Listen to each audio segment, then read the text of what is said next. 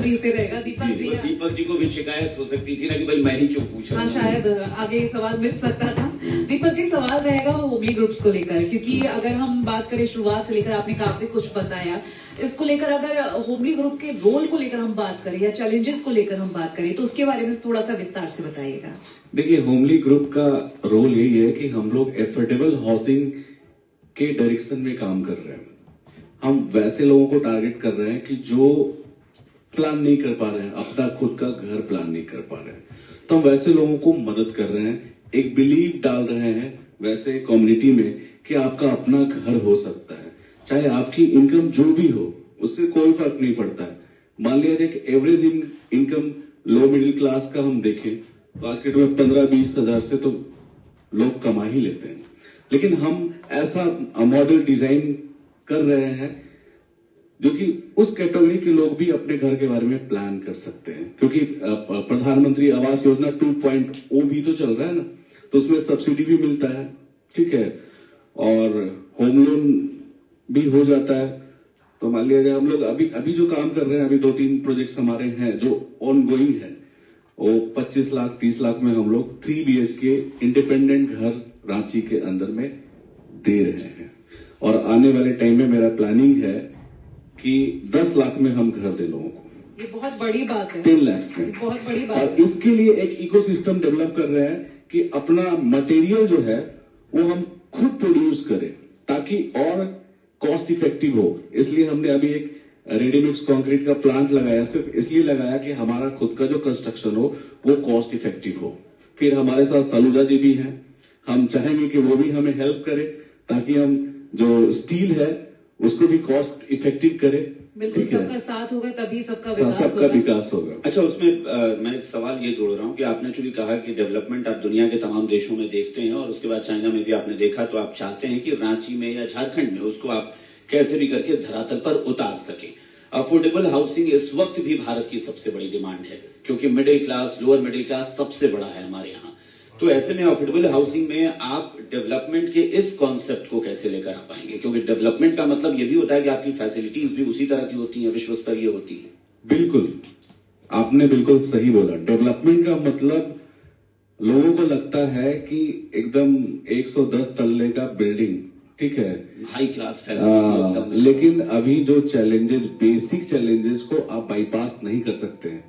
मैं बात कर रहा हूं झारखंड की, झारखंड मेरा कर्म भूमि है, मैं रांची से हूं, ठीक है, तो मैं सिर्फ रांची और झारखंड को देख पाता हूं कि वहां क्या क्या चैलेंजेस हैं।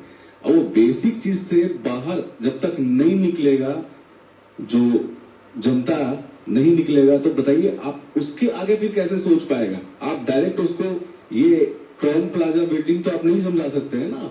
मान लिया जाए यहाँ पे जो इंफ्रास्ट्रक्चर है, तो सबसे पहले बेसिक पे काम करना होगा, क्योंकि 2047 जो है ऐसे जंप करके 2047 नहीं आएगा। आपको स्टेप बाय स्टेप इसको जो है इंस्टॉलमेंट में बांटना पड़ेगा 2047 को, और छोटे छोटे शहरों में छोटे छोटे टीयर 2 सिटी, टीयर 3 सिटी, सबको आपको लेके चलना होगा स्टेप बाय स्टेप, ठीक है।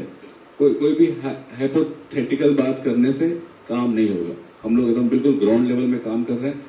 कॉस्ट इफेक्टिव कैसे हो, घर कैसे एक बहुत बड़ा सब्जेक्ट है, कोई मिरेकल नहीं हो सकता है कि हम चाइना घूम के गए और हम उसी डायरेक्शन में तुरंत हम काम करना शुरू कर दें, ये पॉसिबल नहीं है। आपने कहा ना कि ये बहुत सारी चीजें आपके इमोशन से जुड़ी हुई हैं कि अफोर्डेबल हाउसिंग ऐसे लोगों को घर देना जो सोच भी नहीं सकते थे।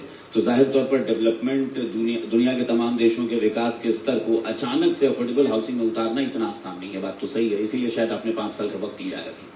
बिल्कुल। विनीता जी, अगला सवाल मैं फिर से आपसे ही लेना चाहूंगी।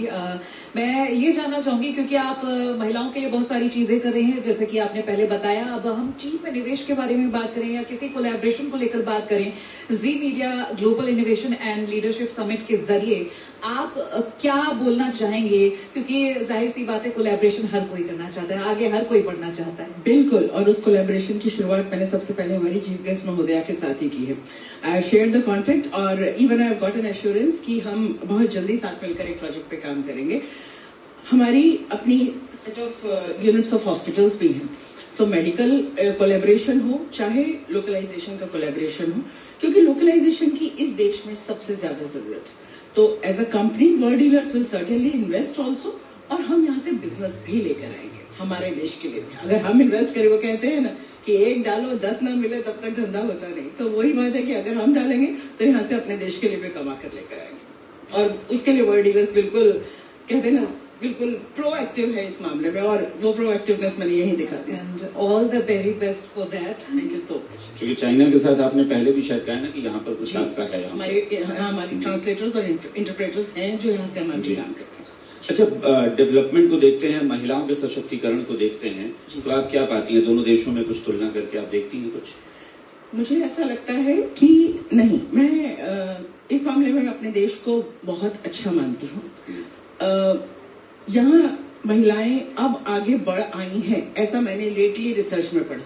लेकिन हमारे यहाँ महिलाएं शुरू से ही इन्वॉल्व भी हैं, एक्टिव भी हैं, और वो अलग अलग फ्रंट्स पे हैं। हमने कभी उस चीज को उस नजरिए से देखा नहीं। कोई आउटलुक या कोई मैगजीन या कोई एक रिसर्च पब्लिश कर दे तब जाकर वो बात पुख्ता नहीं होती। हम सब अगर देखें तो पिछले 40 साल में मेरी मदर वर्किंग वुमेन थी, मेरी नानी वर्किंग वुमेन थी, तो भारत में ये चीज बहुत पहले से है। महिलाएं बहुत प्रोग्रेसिव सोच की हैं।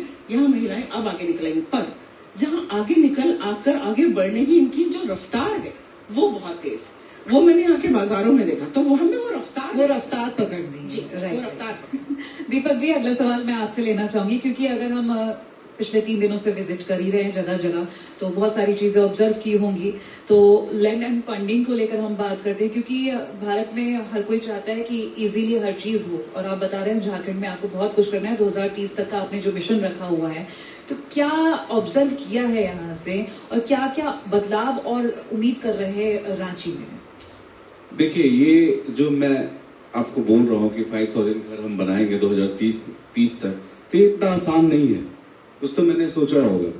देखिए, ये 2 सब्जेक्ट इस डायरेक्शन में चैलेंज आएगा, जैसे कि लैंड का चैलेंज आएगा।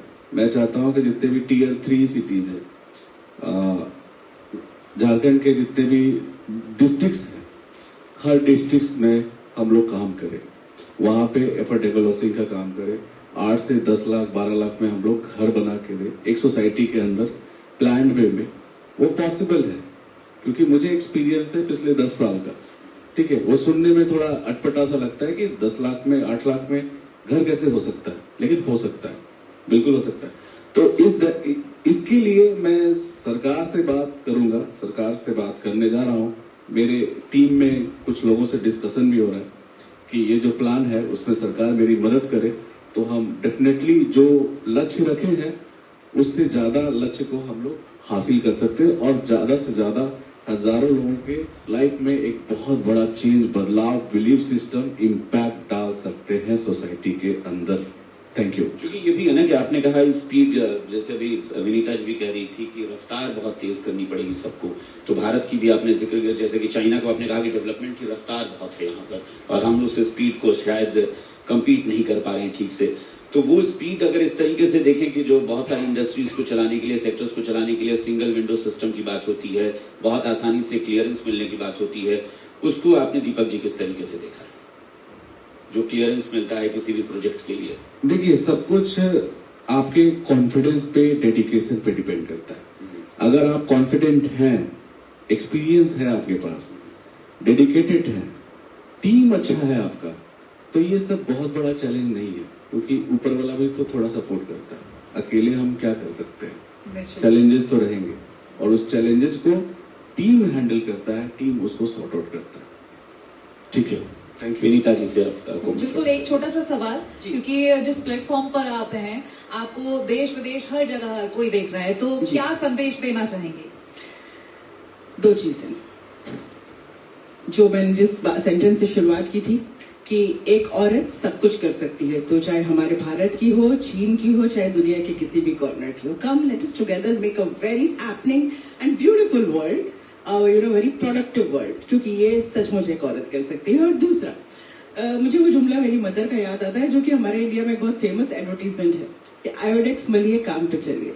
तो लाइफ में कहीं भी किसी भी गर्त में पहुंच जाए, वहां से अर्श तक पहुंचने का रास्ता सिर्फ ये है कि get up and move on, बस उठिए और आगे चलिए, रुकने का नाम नहीं है।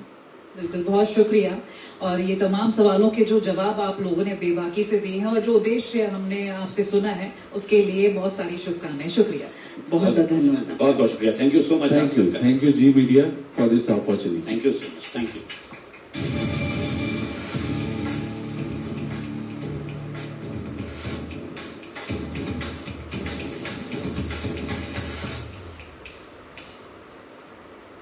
प्रचंड